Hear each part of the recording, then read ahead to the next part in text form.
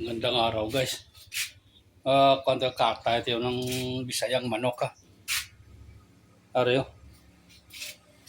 Pakulo dito ko sa uling. Ito na. Kakay tayo linis. Linis ng Bisayang manok to. Ano, tapos na to na kwan eh. Siki pa yung kulo ah. Ito yung ginawa kong kwan eh. Yung kalan. Tsaka bago yan eh. Tapos ko lang ng walis. Nagwalis at naglinis dito sa harapan. Ito na, malinis. No? Wala ng dahon. At nagsiga. Sinigaan ko to. Ano? Yung malinis na. Yun.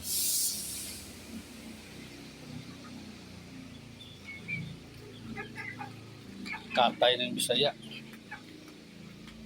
Ngayong panangalian to. Dito sa likod may nahulog kasi yung langka ko doon ako na. May sira yung langka kaya luto na sana kaya sira ito. Pero maganda to yung liso, kunin na lang yung liso. Ito. Yung buto-buto na lang. Gaya nito. Yung buto. Ito kunin ko ito mamaya yung buto. Tsaka ilaga. Masarap to kasi yung buto niya. Yan. Yung buto-buto yaw.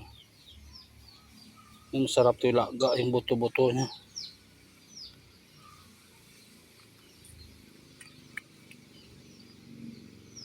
Yan. Pagtapos ko to ng kuha ng manok eh. Kuha ng balahibo pag naayos. Yun naman ang tapusin ko na ano. Kunan ko yung mga buto.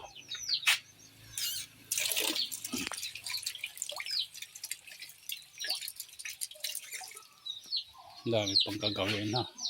Yan natapos ko na yung ginawa ko kahapon na. Tapos na to.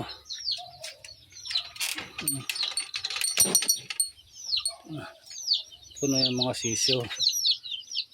Nilipat ko na sila dito.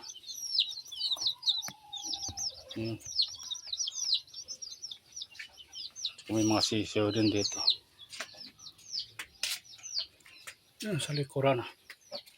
Kaya linis din yan eh.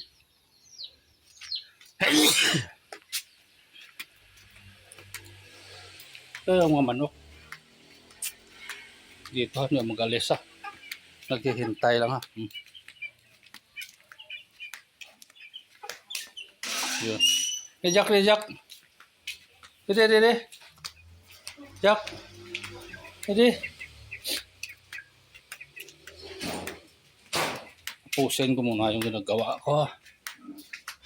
Tapusin ko muna.